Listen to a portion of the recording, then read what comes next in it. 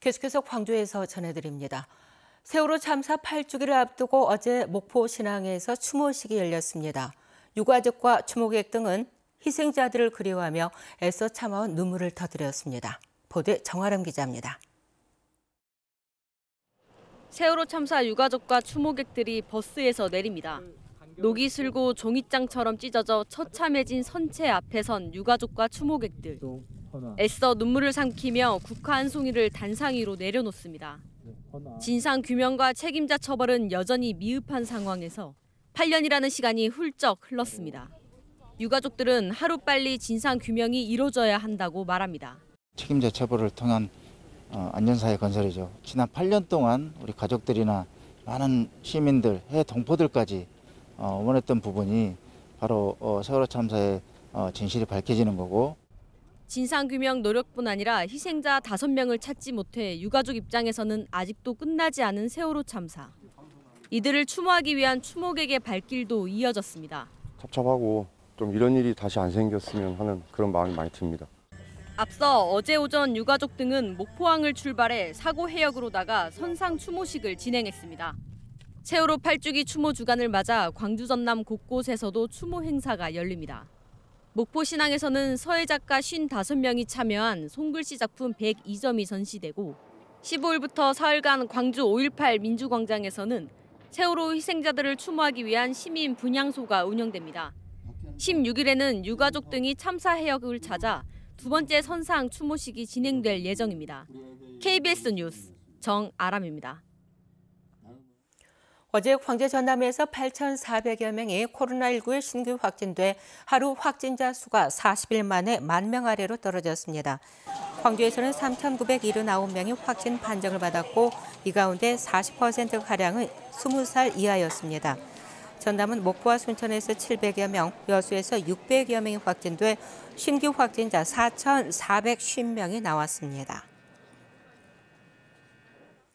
전남 지역 의료기관의 신속 항원 검사 확진 인정 기간이 한 달 연장됐습니다. 전라남도는 일선 의료기관 신속 항원 검사 확진에 따른 검사와 진료, 치료 체계가 더 필요하다는 판단에 따라 다음 달 13일까지 인정 기간을 한 달 연장한다고 밝혔습니다. 또 전남 지역 보건소 선별진료소와 임시 선별검사소의 신속 항원 검사는 오늘부터 중단하고 PCR 검사만 한다고 밝혔습니다. 더불어민주당이 광주 전남 지역 경선 후보 공모를 마감하고 공천 심사를 시작했습니다. 민주당은 지난 2일부터 엿새 동안 진행된 6일 지방선거 경선 후보 공모 기간에 광주는 183명, 전남은 639명의 후보가 접수했다고 밝혔습니다. 민주당은 신청자들을 대상으로 면접 등을 거쳐 컷오프를 진행하고 15일에서 18일쯤 경선 후보자를 확정할 예정입니다. 한편 민주당 광주시당은 중앙당 방침에 따라 여성과 청년, 중증 장애인을 대상으로 기초의원 후보를 또 후보 1명만 지원한 북구 2선거구와 5선거구에 대해서도 오는 14일까지 추가 모집을 진행한다고 밝혔습니다. 새 정부가 들어서면 부동산 가격이 어떻게 될지 관심들이 많죠. 그런데 대부분 지역이 조정지역으로 묶인 대구의 경우 공급까지 넘쳐나서 아파트 가격 하락세가 이어지고 있다고 합니다. 네트워크 소식 대구방송총국 김재노 기자입니다. 대구의 아파트 매매 가격 지수는 지난해 11월 셋째 주 이후 21주 연속 하락했습니다. 매매 가격 지수는 실거래가에다 표본으로 선정된 주택의 가격 변동, 매물 정보 등의 변수까지 포함시킨 수치입니다. 따라서 전문가들은 실제 시장에서 체감하는 매매 가격의 하락폭이 지수보다 훨씬 클 수 있다고 말합니다. 실거래가 지수의 변동 사항을 우선적으로 반영을 하되 여기에 매물 정보 그리고 공인중개사의 의견 등을 종합적으로 검토해서 작성을 하고 있습니다. 하락의 원인으로는 공급 과잉과 규제가 꼽히고 있습니다. 대구에서는 지난해 17,000여 가구가 공급됐으며 올해는 2만, 내년에는 3만여 가구가 신규 입주 물량으로 나올 예정입니다. 여기에 지난 2020년 말 대구 대부분 지역이 조정 대상 지역으로 지정되는 등 규제가 강화됐고 최근 금리까지 인상돼 주택담보대출의 이자 부담도 커졌습니다. 우선 기다려보자라고 하는 매수 심리가 위축됨으로써 거래 위축 현상이 나타난 것으로 보여집니다. 조정 국면은 당분간 이어지지 않을까 이렇게 전망하고 있습니다. 다만 새 정부가 다주택자 양도세 중과 1년 배제와 주택담보 인정 비율 완화 등 시장 활성화에 나설 것으로 예상돼 부동산 가격 변동성이 커질 가능성도 배제할 수 없습니다. 서울하고 대구가 방향이 다르죠. 대구는 아주 공급이 많지 않습니까? 그러면 지역에 맞는 맞춤 전략, 그리고 이제 대출 규제, 조정 대상 지역 해제 이런 거는 반드시 필요하다고 볼 수 있겠습니다. 얼어붙은 지역 부동산 시장이 정부 정책에 따라 다시 활기를 띠면서도 안정적인 가격을 되찾을 수 있을지 주목됩니다. KBS 뉴스 김재노입니다. 봄철에는 꽃샘 추위로 과수 저온 피해가 해마다 반복되고 있습니다. 꽃 피는 시기가 빨라지면서 이런 저온 피해도 커지고 있는데요. 다양한 사전 대비법으로 피해를 줄일 수 있다고 합니다. 전주방송총국 이종환 기자입니다. 배과수원입니다. 수술이 꺼멓게 변하거나 생기를 잃은 배꽃을 쉽게 찾아볼 수 있습니다. 갑자기 기온이 영하로 떨어지면서 일부 꽃이 얼어 죽은 겁니다. 과수나무 재배 4년 차인 이 농가도 지난해 입었던 저온 피해가 또다시 반복되지 않을까 걱정이 큽니다. 꽃이 피해를 보면 아예 열매가 열리지 않거나 열린다 해도 상품 가치가 떨어지기 때문입니다. 얼면은 꽃이 이제 약간 말라 비틀어지는 것처럼 해서 꽃이 떨어지고 이제 꽃이 괜찮다고 싶다가 그 과실이 열린다고 해도 그 과실에 그 안에가 썩습니다.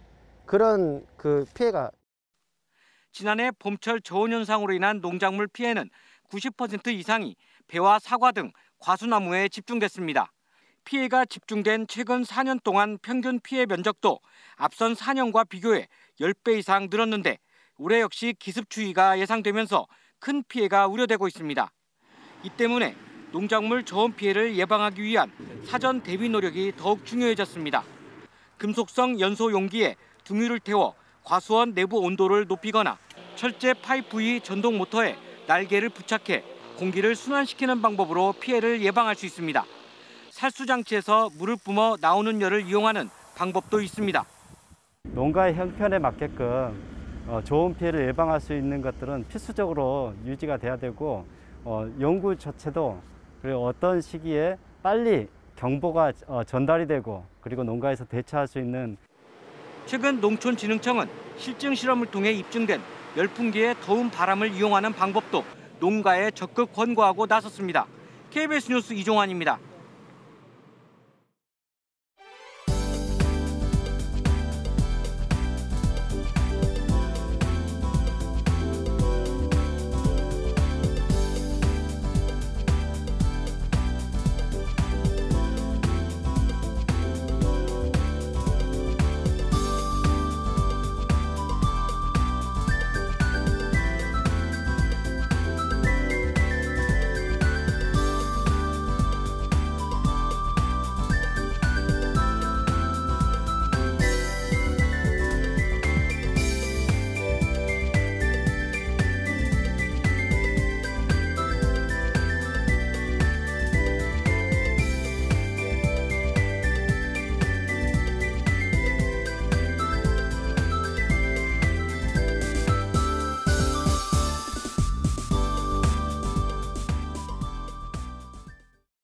포근하다 못해 봄더위가 이어지고 있습니다. 오늘은 어제보다도 더 높은 기온으로 시작하고 있고요. 한낮 기온은 27도까지 오르면서 5월 하순 정도에 해당하는 초여름 날씨가 예상됩니다. 오늘 대체로 흐리고 전남 동부 지역은 낮까지 5mm 미만의 비가 조금 오겠습니다.